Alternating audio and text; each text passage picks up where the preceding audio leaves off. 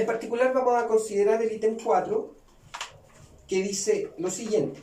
La siguiente información nos muestra el número de días de ausencia laboral durante el último año en una muestra de 48 trabajadores. Trabajador 1, por llamarlo de alguna forma, tuvo 8 días de ausencia, 7 el segundo, 10 el tercero y así sucesivamente. Lo primero que vamos a necesitar de este conjunto de datos es poder identificar el dato mínimo,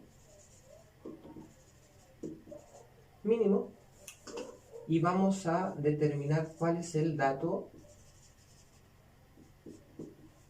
máximo. ¿Ya? Se puede dar cuenta que el dato mínimo es el valor 2, ¿verdad? Entonces lo voy a anotar aquí como dato mínimo 2 y dato máximo, en este caso, si ustedes se fijan, es el 32 y lo voy a anotar. Para poder construir nuestra tabla de frecuencia, entonces, tengo el dato mínimo, tengo el dato máximo y lo que voy a determinar va a ser el rango. Es decir, entre qué valores se está moviendo en general nuestro conjunto de datos. El rango, entonces, corresponde a la diferencia entre el dato máximo y el dato mínimo. Por lo tanto, yo digo el máximo a 32 y a eso le tengo que restar el dato mínimo, 2. Entonces, el rango en este caso es 30. Luego de establecer el rango, ¿cierto? Lo que vamos a hacer es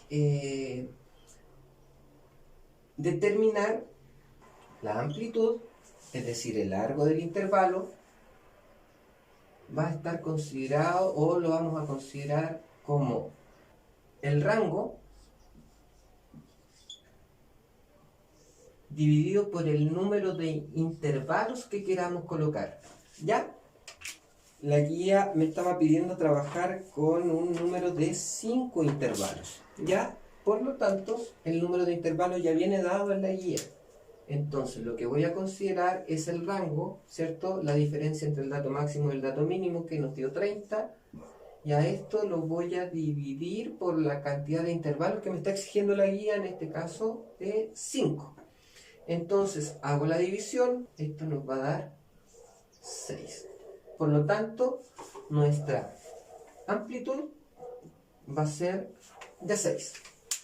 Y a partir de esto ya podemos construir nuestra primera columna de la tabla de frecuencia. ¿Cómo empezamos entonces a construir nuestros intervalos? Consideramos el valor mínimo.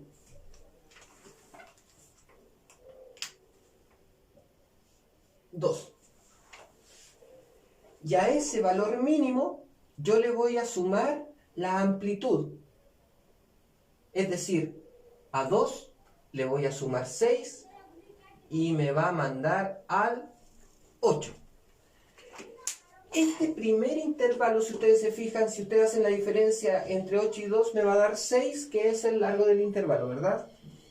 Entonces, si este primer intervalo tiene la siguiente, y los demás que van abajo, ¿cierto? Que van para abajo, a excepción del último, cada uno de estos son intervalos semiabiertos, es decir, donde considero al límite inferior, pero dejo fuera al límite superior. Es decir, estoy planteando una cosa así. Considero al 2, pero dejo fuera al 8. ¿Ya? Eso que no se nos olvide. ¿Por qué estoy haciendo esta aclaración? Porque para construir o para comenzar a construir el segundo intervalo, vuelvo a anotar al 8 y al 8 le vuelvo a sumar la amplitud, 6. Y esto me va a llevar al, muy bien, 14. Repito la operación, ¿cierto? Aquí estoy considerando del 2 hasta el 8, pero sin tomar el 8, porque no lo puedo contar 2 veces, ¿verdad? Entonces no lo considero aquí, pero sí lo hago ingresar acá. El 14 por lo tanto queda afuera por ser intervalo semicerrado o semiabierto, ¿cierto? Y lo vuelvo a anotar. Aquí si considero el 14, le sumo la amplitud, me va a mandar al 20. Vuelvo a repetir la operación, escribo nuevamente al 20, le sumo la amplitud y aquí este me va a mandar al 26. Y por último, el 26 le sumo la amplitud y me va a mandar al 32. En este caso nos dio justito, ¿cierto?, el límite inferior, o perdón, el dato mínimo y el dato máximo quedaron dentro del arco.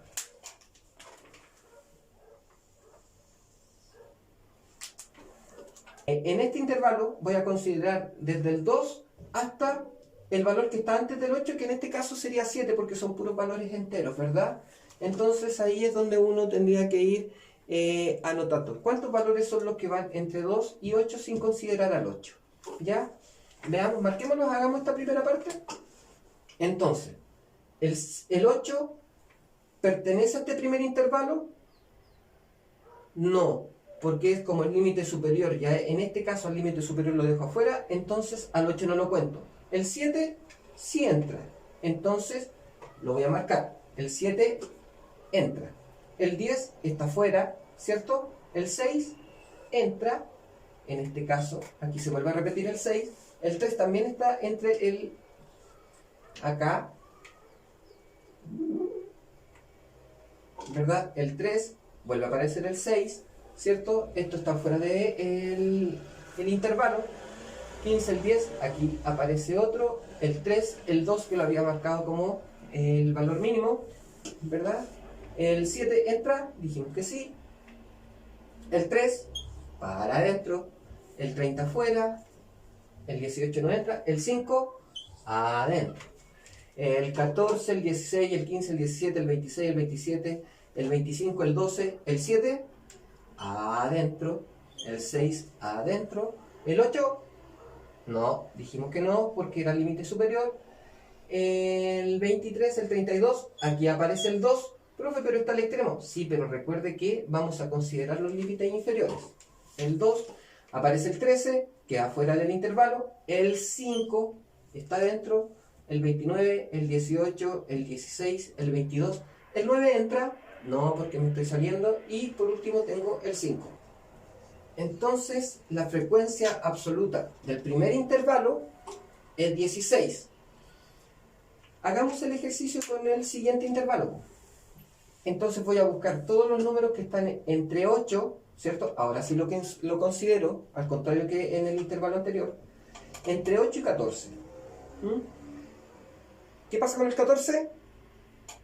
Queda fuera, muy bien. Entonces ahora voy a ver cuántos números pertenecen o cuántos de estos datos pertenecen al primer intervalo. La frecuencia absoluta del segundo intervalo es 10. Y así sucesivamente, ¿cierto? Se van construyendo estos valores. Vamos a decir entonces, cada uno de los intervalos que aparecen en esta columna son semiabiertos, con excepción del último intervalo, donde sí considero al extremo superior. Es decir, en el último intervalo siempre voy a buscar los valores, voy a incluir los valores extremos. En este caso, al 26 y al 32. Bueno, eso es la construcción de intervalos. Espero que haya quedado claro la fórmula, ¿cierto?